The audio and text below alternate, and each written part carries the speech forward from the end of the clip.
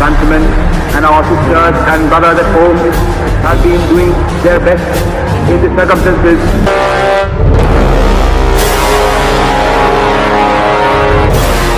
सुभाष चंद्र बोस का जन्म 23 जनवरी 1897 को एक प्रसिद्ध वकील जानकीनाथ बोस और उनकी पत्नी प्रभावती देवी के यहाँ हुआ।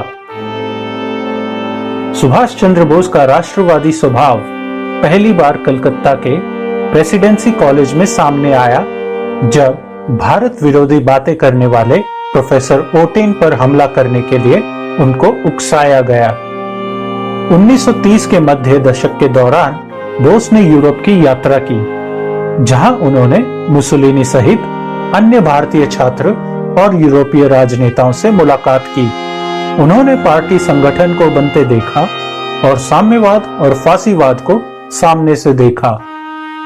1938 में वो राष्ट्रीय स्तर के नेता बन गए थे और कांग्रेस अध्यक्ष के रूप में नामांकन स्वीकार कर चुके थे। वह स्वराज के पक्ष में थे, लेकिन इसका मतलब गांधी के खिलाफ जाना था, जिसकी वजह से उनके और नेहरू के बीच दरार पैदा हो गई।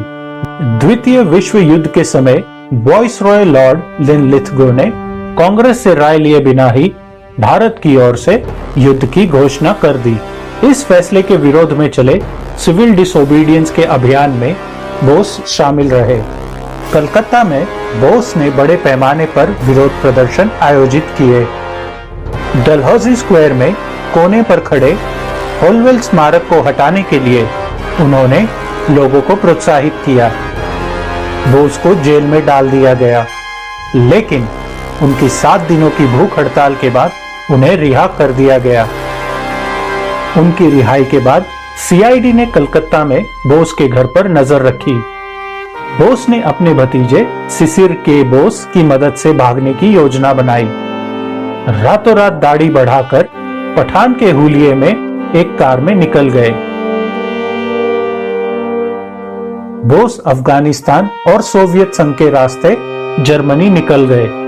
बोस ने हिटलर से कहा, मैं ईश्वर की कसम खाते हुए ये पवित्र शपथ लेता हूं कि मैं भारत की लड़ाई में इसके नेता के रूप में जर्मन बलों के कमांडर, जर्मन नस्ल और राज्य के नेता एडोल्फ हिटलर का पालन करूंगा।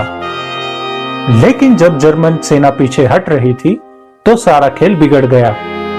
अब जर्मनी अंग्रेजों को भगाने के लिए भारत की मदद करने की स्थिति में नहीं रही। इसीलिए 1943 में बोस अपनी सेना से छुपकर एक पनडुब्बी में जापान के लिए चुपके से निकल गए। उन्होंने पनडुब्बी U-180 पर केप ऑफ गुड होप तक और फिर जापानी पनडुब्बी I-29 के माध्यम से जापान की यात्रा की।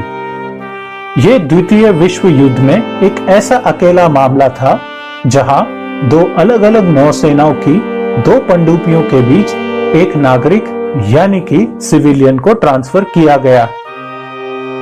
1943 में बोस की मदद से सुदूर पूर्वी भारत में एक मुक्ति सेना का विचार होने लगा। बोस ने भारतीय राष्ट्र सेना पर नियंत्रण कर लिया और बिखरी हुई सेना का फिर से निर्माण करने लगे।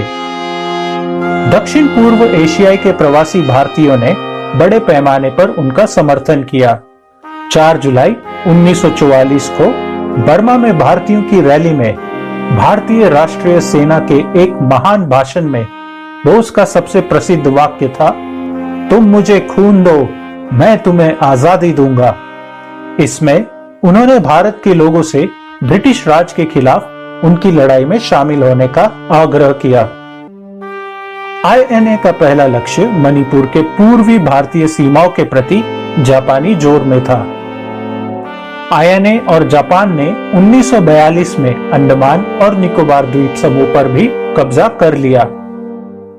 ये कोहिमा और इम्फाल की लड़ाई थी, जिसका भारतीय राष्ट्र सेना पर बहुत प्रभाव पड़ा। जापानी अब सेनाओं को धन नहीं दे सकते थे और अंत में उन्होंने आत्मसमर्पण कर दिया। जापानी मदद के बिना INA का ब्रिटिश सैनिकों के खिलाफ कोई मुकाबला नहीं था और इसीलिए उन्होंने भी आत्मसमर्पण कर दिया। बोस का लापता होना और उनकी मौत आज भी एक रहस्य है। हालांकि ये कहा जाता है कि वो 18 अगस्त 1945 को टोक्यो जाते वक्त ताइवान के तेपई में एक विमान दुर्घटना में मारे गए थे।